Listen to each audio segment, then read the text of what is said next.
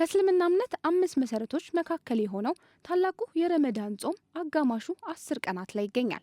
የእስልምና እምነት ተከታዮች ይህን አስመልክቶ በመጠያየቅ ጾሙን በጋራ በማሳለፍ በመረዳዳት በመተዛዘንና የተለያዩ በርካታ የበጎ አድራጎት ስራዎች ላይ በመሳተፍ ያሳልፋሉ። በዚህ በተከበረ ወር ሁሉም አማኝ ሙሉ በሙሉ ወደ አምልኮ ተግባር እንዲያተኩር ያለው የሌለውን እንዲያግዝና እንዲተሳሰብ የእስልምና እምነት አስተምሮ ከሌላው ጊዜ በተለየ መልኩ እንደሚያዝ ኡስታዝ አቡበከር አህመድ ይናገራሉ።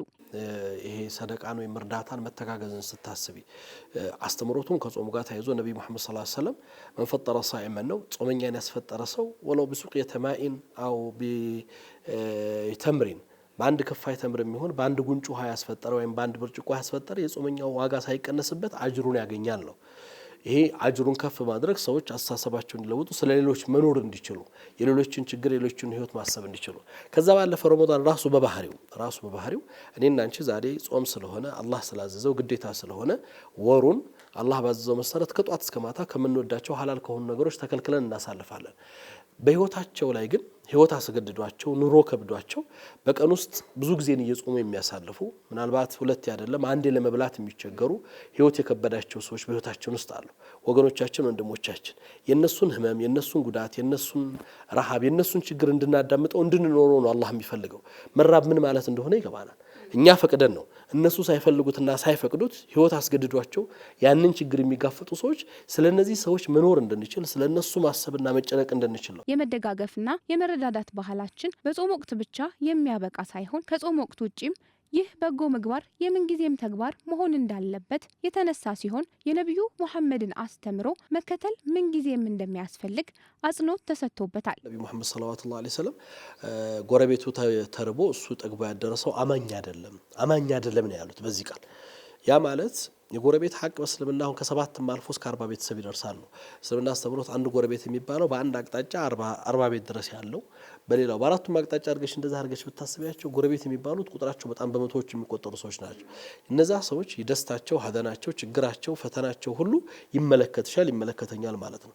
ዛሬ ላይ ማህበረሰባችን በብዙ የተዘጋ ቤት ውስጥ በሚኖርበት ዘመን ውስጥ ማን ጎረቤቱ እንደሆነ በማያውቅበት ህይወት ውስጥ ጎረቤቴ ምን ህይወት ላይ ነው እያሳለፈ ያለው ምን አይነት ኑሮ ነው የሚኖረው የሚለው ነገር መጨነቅና ማሰብ ነው። ጎረቤት ሲባል እዚህ ላይ የተገለጸው እስላም አይደለም።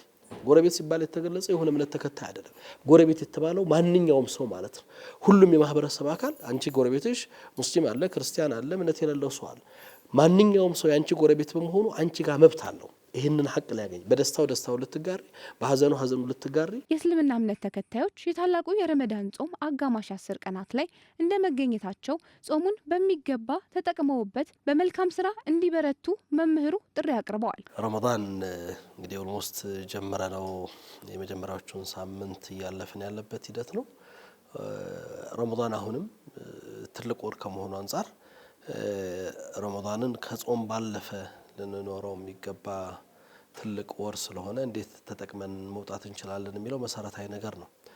ረመዳን አስሎ መሰረቱ ሲታዘዝ አላህ ተቅዋ ሰው ልጆች አላህን ፍራቻ ለማረጋገጥ የመጣ እንደሆነ በቁርአን ላይ በማያሻማ መልኩ በግልጽ ቃል ያደርጋል። ለአለኩም ተተቁን ነው በአላህ አንደበት ሲነገር በአላህ ቃል ሲወሳ ከጾማችሁ ተቅዋን ታገኛላችሁ ነው። ተቅዋን ታገኛላችሁ። ተቅዋን ወይም የአላህ ፍራቻን ማረጋገጥ የሚችለው ጾም በሙሉ እሱ የጾሙ ዓላማ ከታሰበበት ዓላማ አንፃር መጾም ሲችል ነው። ያም ማለት ረመዳን የረሃብ አድማ አይደለም፣ መራብና መጠማት አይደለም። ዓላማው የሰው ልጆች የተበላሸ የሆነ በአላህ ጋር ባላቸው ግንኙነት በማህበራዊ ትስስራቸው ከላይፍ ስታይላቸው ሳይቀር እንደው ከአመጋገብ ስርዓታቸው ጀምሮ ጤናቸውን ሊጎዳ የሚችል ምክንያቱም አንዱ ረመዳን የጾም ሱሙ ተሲሑ ይላሉ ነብዩ ሰለላሁ ዐለይሂ ወሰለም ጾሙ ጤነኛ ትሆናላችሁ ይላሉ። ጾም ለጤናም ጥቅም ስላለው ምእመናን ከአንድ አማኝ የሚጠበቀውን ስነ ምግባር በመላበስ የጾሙን ስርዓቶች በማክበርና በመጠበቅ ሰላም ወዳድ ለጋስ ሊሆኑ እንደሚገባም ኡስታዝ አቡበከር አህመድ መልእክታቸውን አስተላልፈዋል። ረመዳን ከምንም በላይ መጀመሪያ እርቅ ስንፈጽም ከራሳችን ጋር እርቅ ልናደርግ ይቅርታን ስንፈልግ ከአላህ ራሳችን ይቅር ባዮች ልንሆን ተውበት በማድረግ ይቅር በማለት ይቅርታን በመፈለግ እንዲታዘንልን በማዘን አላህ ምክንያቱም አራሂሙን የርሐሙሁም ረህማን ነው። አዛኞችን አላህ ያዝንላቸዋል። ይቅር ባዮችን ይቅር ይቅርላቸዋል። ረመዳን ትልቅ ይቅርታው ነው። አላህ ይቅርታ ቅድሚያ የሚሰጠው ይቅር ባዮችን ነው። በህይወታችን ውስጥ ብዙ የጎደሉ ነገሮች አሉ፣ የጠፉ ነገሮች አሉ። እንደ ሀገር እያለፍንበት ያለ የጋራ እርቅ፣ የጋራ አብሮነት የሚፈልግበት ጊዜ አለ።